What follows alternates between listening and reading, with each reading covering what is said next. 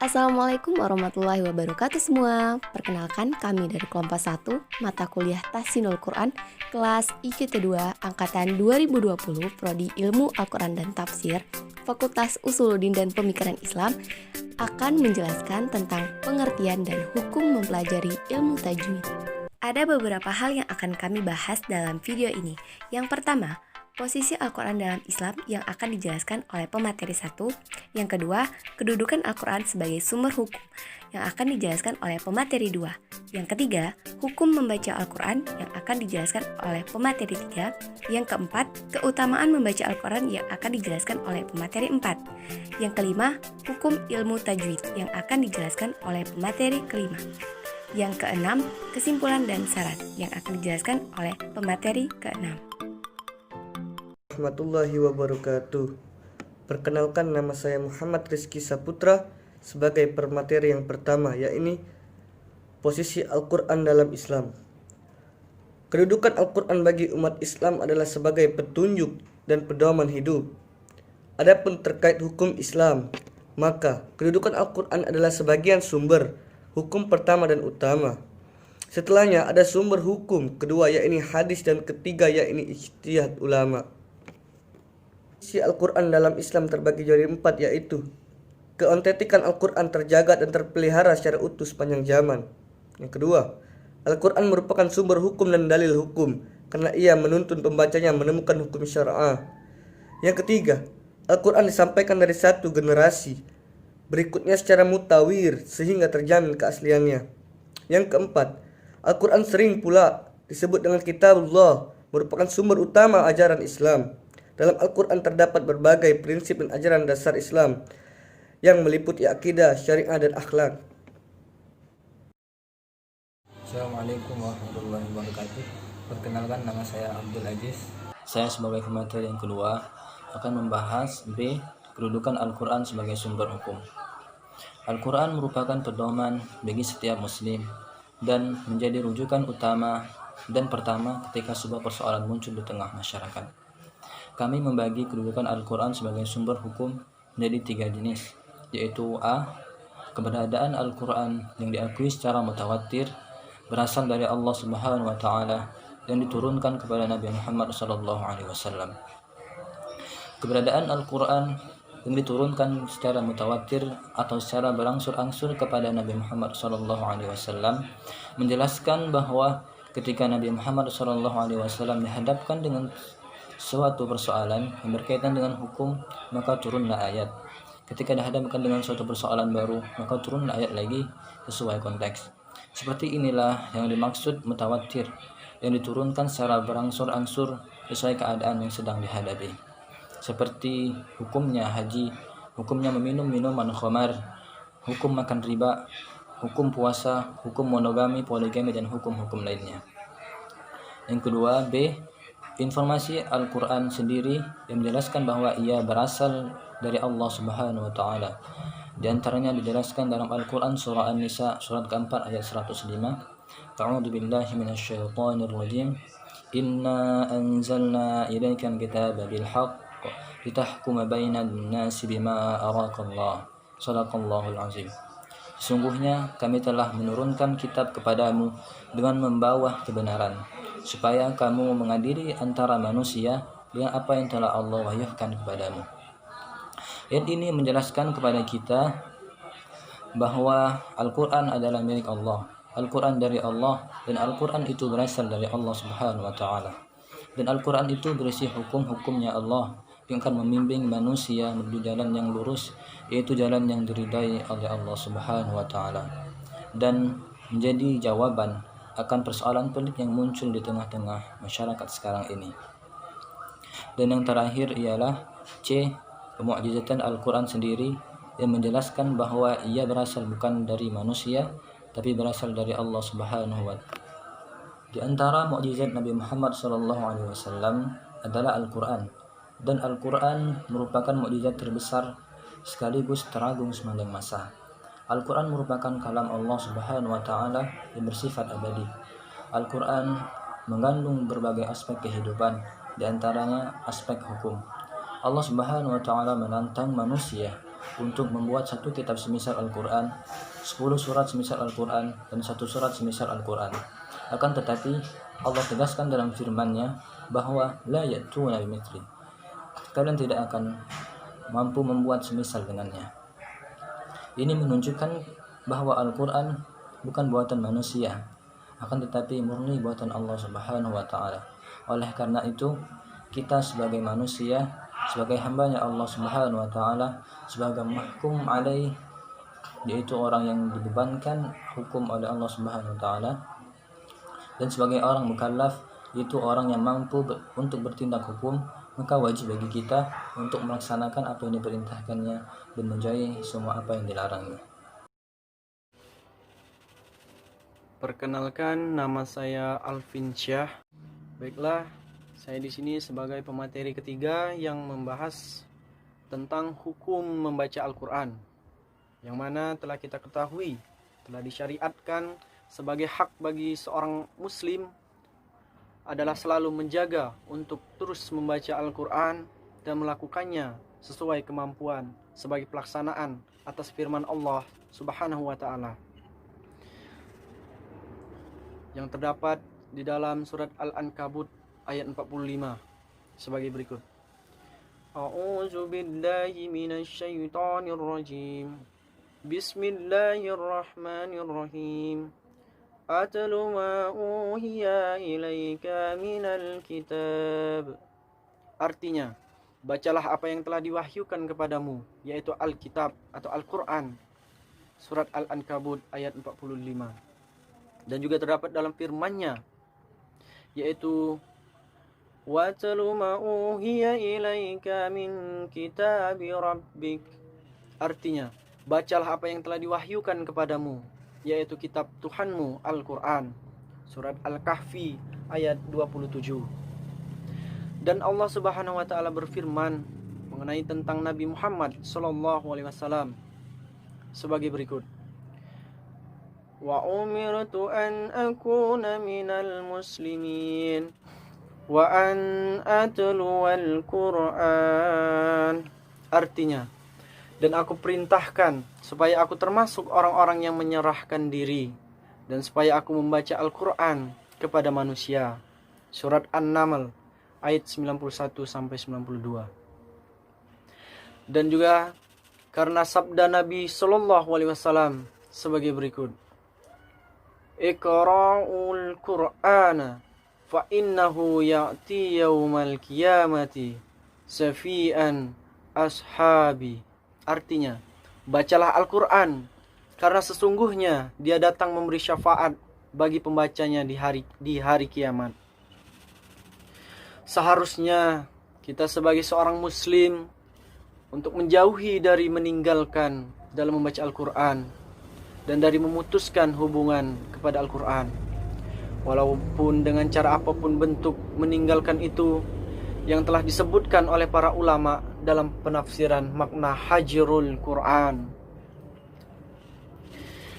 Imam Ibnu Katsir rahimahullah berkata di dalam tafsirnya, yaitu tafsir Ibnu Katsir 6-117. Allah Subhanahu wa Ta'ala berfirman memberi khabar tentang Rasul dan Nabinya Muhammad sallallahu alaihi wasallam, bahwa beliau berkata, Wa qala rasulu ya rabbi inna qaumi taghdu hadzal qur'ana mahjura. Artinya, wahai Tuhanku, sesungguhnya kaumku menjadikan Al-Quran ini sesuatu yang tidak diacuhkan. Surat Al-Furqan ayat 30. Itu karena orang-orang musyrik tidak mau diam memperhatikan dan mendengarkan Al-Quran, sebagaimana firman Allah Subhanahu wa Ta'ala sebagai berikut. Wa qala alladhina kafaru la tasma'u li hadzal qur'ani walghaw fihi la'allakum taghlibun. Artinya, dan orang-orang yang kafir berkata, janganlah kamu mendengarkan Al-Quran dengan sungguh-sungguh dan buatlah hiruk pikuk terhadapnya. Surat Fussilat ayat 26.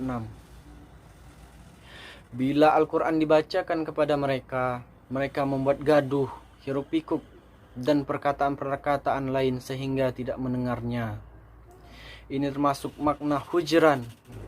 Hujran di sini diartikan sebagai melalaikan perintah yang terdapat di dalam Al-Quran, tidak beriman kepadanya, tidak beriman kepada Al-Quran, dan tidak membenarkannya, termasuk makna hujran. Tidak mentadabburi dan tidak berusaha memahaminya, termasuk hujran. Tidak mengamalkan yang terdapat di dalam Al-Quran, tidak melaksanakan perintah yang ada di dalam Al-Quran, dan tidak menjauhi larangan-larangan yang termasuk di sini adalah makna hujran. Berpaling dari Al-Quran kepada hal lain, baik berupa syair, percakapan, permainan, pembicaraan, atau tuntunan yang diambil dari selain Al-Quran, semua itu termasuk makna hujran. Allah Subhanahu wa taala berfirman di dalam Al-Quran surat Al-Muzammil ayat keempat. Warattilil Qur'ana tartila. Artinya, atau lebih dari 1/2 itu, dan bacalah Al-Quran itu dengan perlahan-lahan. Ayat yang termaksud dalam surat ini adalah agar kita membaca Al-Quran dengan perlahan-lahan sehingga membantu pemahaman dan perenungan terhadap Al-Quran. Demikian cara Nabi SAW membaca Al-Quran. Sebagaimana dijelaskan Aisyah radhiyallahu anhu bahwa Rasulullah SAW membaca Al-Quran dengan tartil, sehingga bacaannya yang seharusnya dibaca panjang memang dibaca panjang. Ayat-ayat lain yang senada dengan yang dijelaskan di atas adalah sebagai berikut. Yang terdapat dalam Quran surat Al-Isra ayat 106 yang artinya, dan Al-Quran itu telah kami turunkan dengan berangsur-angsur agar kamu membacanya perlahan-lahan kepada manusia. Dan juga terdapat di dalam Al-Quran surat Al-Qiyamah ayat 16-17 yang artinya, janganlah kamu gerakkan lidahmu untuk membaca Al-Quran karena hendak cepat-cepat untuk menguasainya. Sesungguhnya atas tanggungan kamilah mengumpulkannya di dalam dadamu dan membuatmu pandai membacanya. Dan juga untuk memperindah dalam membaca Al-Quran, kita juga diharuskan belajar mengenai tajwid. Tajwid di sini secara bahasa berasal dari kata jawwada yujawwidu tajwidan, yang artinya membaguskan atau membuat jadi bagus. Dalam pengertian lain, menurut lughat tajwid dapat pula diartikan sebagai al-ityanu bil jayyidi, yaitu segala sesuatu yang mendatangkan kebajikan. Sekian dari saya. Perkenalkan, nama saya Ahmad Hafiz Al-Fikri. Bismillahirrahmanirrahim. Saya sebagai pemateri yang keempat akan menjelaskan tentang keutamaan membaca Al-Quran. Al-Quran merupakan kitab yang mulia, yang merupakan firman Allah atau kalamullah Ta'ala, yang diwahyukan kepada Nabi Muhammad SAW untuk disampaikan kepada umat manusia agar menjadi sebagai pedoman hidup. Para ulama telah sepakat bahwa membaca Al-Quran adalah lebih baik daripada membaca tasbih dan tahlil serta zikir-zikir lainnya, karena di dalam Al-Quran terdapat rahmat yang besar dan pelajaran bagi orang yang beriman, serta aturan-aturan manusia di dunia dalam hubungan dengan Allah maupun dengan sesama manusia. Sabda Rasulullah SAW, afdalu ibadati ummati qiraatul Qur'ani, rawahul Baihaqi, yang artinya ibadah umatku yang lebih utama adalah membaca Al-Quran. Hadis riwayat Baihaqi. Dari hadis di atas dapat dipahami bahwa membaca Al-Quran adalah ibadah yang lebih utama dibandingkan dengan ibadah-ibadah lain. Telah banyak dijelaskan dalam dalil-dalil seperti hadis yang menjelaskan tentang keutamaan membaca Al-Quran sebagaimana yang dijelaskan dalam hadis-hadis berikut. Yang pertama, orang yang membaca satu huruf dari Al-Quran sama dengan mendapatkan satu kebaikan yang nantinya akan dibalas oleh Allah Ta'ala 10 kali lipat. Yang kedua, orang yang membaca Al-Quran dengan terbata-bata, mereka mendapatkan satu kebaikan. Sedangkan orang yang membaca Al-Quran dengan mahir, mereka mendapatkan 2 kebaikan. Yang ketiga, orang yang pandai dalam membaca Al-Quran, merekalah orang yang paling berhak menjadi imam dari satu kaum. Yang keempat, orang yang disibukkan hari-harinya dengan membaca Al-Quran sehingga tidak sempat meminta kepada Allah, maka Allah akan memberikan sebaik-baik pemberian meskipun mereka tidak minta. Dari penjabaran di atas, sungguh mulia orang yang membaca Al-Quran, tidak ada kerugian sedikit pun dari membacanya, mendengarkannya pun mendapatkan pahala. Maka dari itu marilah kita biasakan untuk membaca Al-Quran yang tidak ada keraguan di dalamnya. Seperti di dalam surah Al-Baqarah yang berbunyi, A'udzubillahi minasyaitonirrajim, Bismillahirrahmanirrahim, Alif Lam Mim, Dzalikal kitabu la raiba fihi, hudal lil muttaqin. Shadaqallahul azim. Al-Quran adalah kitab suci umat Islam yang diturunkan Allah Ta'ala kepada Nabi Muhammad SAW untuk kepada seluruh umat manusia. Seperti yang telah dikemukakan di atas bahwa membaca Al-Quran merupakan satu ibadah yang mendapatkan ganjaran dan pahala dari Allah Ta'ala. Hal ini sesuai dengan sabda Nabi Muhammad SAW, Man qara'a harfan min kitabillahi falahu bihi hasanah wal hasanatu bi asyri amthaliha. Barang siapa yang membaca satu huruf dari kitab Allah, yakni Al-Quran, maka ia mendapatkan satu kebaikan, dan setiap satu kebaikan mendapatkan 10 yang semisalnya. Hadis riwayat Tirmidzi. Selain itu, Rasulullah SAW bersabda, khairukum man ta'allama al-Qur'ana wa 'allamahu. Sebaik-baik kalian adalah yang mempelajari Al-Qur'an dan mengajarkannya.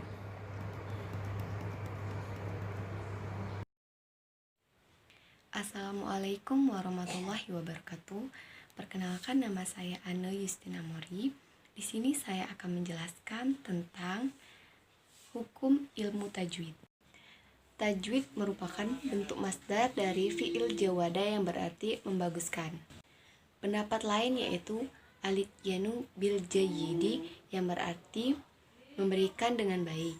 Menurut istilah, ilmu tajwid merupakan ilmu untuk mengetahui bagaimana cara memenuhkan atau memberikan hak huruf dan mustahaknya, baik yang berkaitan dengan sifat, mad, dan sebagainya, seperti tarkik dan tafhim, dan selain keduanya.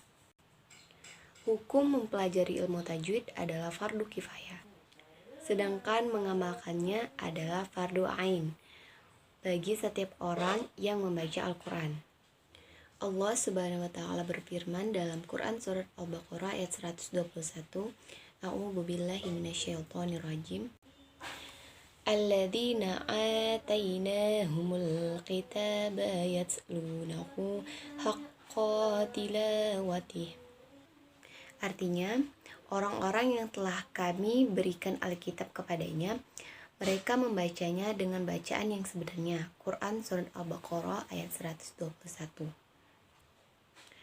Imam Ibnu Al-Jazari mengatakan dalam kitab Al-Jazari, menggunakan atau mengamalkan ilmu tajwid adalah merupakan suatu keharusan. Maka barang siapa yang tidak memperbaiki bacaan Al-Qur'annya, maka dia termasuk berdosa. Bagi orang yang membaca Al-Qur'an, hendaknya ia membacanya dengan pelan-pelan dan tidak tergesa-gesa, agar ayat meresap ke dalam hati setiap orang yang membacanya.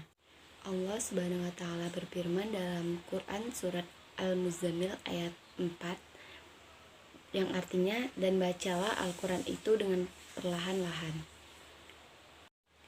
Dijelaskan juga dalam ayat yang lain, yaitu Quran surat Al-Qiyamah ayat 16 yang artinya, janganlah engkau Muhammad gerakan untuk membaca Al-Quran lidahmu karena hendak cepat-cepat menguasainya. Para ulama qiraat telah sepakat bahwa membaca Al-Quran tanpa tajwid merupakan suatu atau kesalahan. Imam Jalaluddin As-Suyuti menjelaskan bahwa setidaknya ada dua macam lan yang mungkin terjadi pada orang yang membaca Al-Quran tanpa tajwid. Yang pertama, lan jali, yaitu kesalahan yang nyata pada lafaz sehingga kesalahan tersebut dapat diketahui oleh para ulama. Lan jali ada yang dapat mengubah makna, ada pula yang tidak. Lan jali yang dapat mengubah makna ialah berganti suatu harokat menjadi harokat yang lain. Contohnya, A'udzubillahi minasyaitonirrajim, siratal ladzina an'amta 'alaihim. Bila lafaz an'amta dibaca an'amtu, maka dhamirnya berubah menjadi aku, sehingga artinya menjadi yaitu orang-orang yang telah aku anugerahkan nikmat kepada mereka. Atau bila dibaca an'amti, maka dhamirnya berubah menjadi perempuan, padahal makna yang dimaksud adalah engkau, yaitu Allah telah memberikan kenikmatan yang dalam lafaz di atas menyandang dhamir anta. Yang kedua, berganti sukun menjadi harokat. Contoh lafaznya ialah A'udzubillahi minasyaitonirrajim, wa minal baqar wal ghanami harramna 'alaihim syuhumahuma illa ma hamalat zuhuruhuma. Artinya, dan dari sapi dan domba kami haramkan atas mereka lemak dari kedua binatang itu, selain lemak yang melekat di punggung keduanya. Quran surat Al-An'am ayat 146. Jika lafaz hamalat dibaca hamaltu, maka dhamirnya berubah menjadi aku, sehingga artinya menjadi dan dari sapi dan domba. Kami haramkan atas mereka lemak dari kedua binatang itu, selain lemak yang aku letakkan di punggung keduanya. Yang ketiga, berganti suatu huruf menjadi huruf lain. Contoh lafaznya wala'allakum tashkurun, artinya dan mudah-mudahan kamu bersyukur. Quran surat Al-Jathiyah ayat 12. Bila lafaz tashkuruna dibaca tashkuruna atau huruf shin berubah menjadi sin, maka artinya menjadi dan mudah-mudahan kamu mabuk. Yang kedua yaitu lan kafi, yaitu kesalahan yang tersembunyi pada lafaz. Kesalahan ini tidak dapat diketahui kecuali oleh para ulama qiraat atau kalangan tertentu yang memahami qiraat. Di antara kesalahan yang tergolong sebagai lan kafi adalah yang pertama, menggetarkan atau takrir huruf ro secara keterlaluan. Yang kedua, mendengungkan suara tanwin. Yang ketiga, menebalkan atau taklis suara huruf lam tidak pada tempatnya. Yang keempat, menggetarkan suara secara berlebihan pada mat dan gunnah. Yang kelima, menambah atau mengurangi ukuran mat suatu bacaan. Yang keenam, mengabaikan gunnah pada bacaan yang seharusnya dibaca gunnah. Menambah atau mengurangi ukuran gunnah suatu bacaan. Selanjutnya yang ketujuh yaitu melafalkan harokat secara tidak jelas. Misalnya, mengucapkan dhamma yang cenderung bunyinya ke arah fathah atau mengucapkan kasroh yang cenderung bunyinya ke arah fathah. Baik, bismillahirrahmanirrahim. Assalamualaikum warahmatullahi wabarakatuh. Perkenalkan, nama saya Desi Taherani.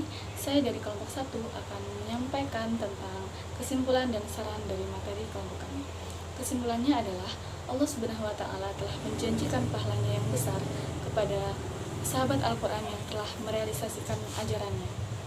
Adapun firman Allah di dalam Al-Quran surah Fatir ayat 30 yang berbunyi, A'udzu billahi minasy syaithanir rajim. Bismillahirrahmanirrahim.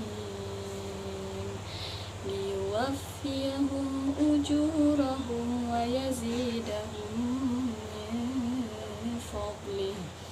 Innahu ghafurun syakur. Sadaqallahul azim. Artinya, agar Allah menyempurnakan pahalanya kepada mereka dan menambah karunia-Nya. Sungguh Allah Maha Pengampun, Maha Mensyukuri. Maha benar Allah dengan segala firman-Nya. Adapun saran yang terdapat di makalah kami ini yang insya Allah telah mengajarkan kita untuk selalu membaca Al-Quran dan mempelajari serta mengamalkan ilmu tajwid. Semoga kita semua dapat lindungan dari Allah Subhanahu wa Ta'ala. Sekian, itulah kesimpulan dan saran dari materi kelompok kami. Syukran katsiran. Wassalamualaikum warahmatullahi wabarakatuh. Mungkin itu saja penjelasan dari kelompok kami. Apabila ada kata-kata yang salah, kami mohon maaf. Kepada Allah kami mohon ampun. Kebenaran datangnya dari Allah dan kesalahan itu datangnya dari kami sendiri. And thanks for watching. Terima kasih. Wassalamualaikum warahmatullahi wabarakatuh.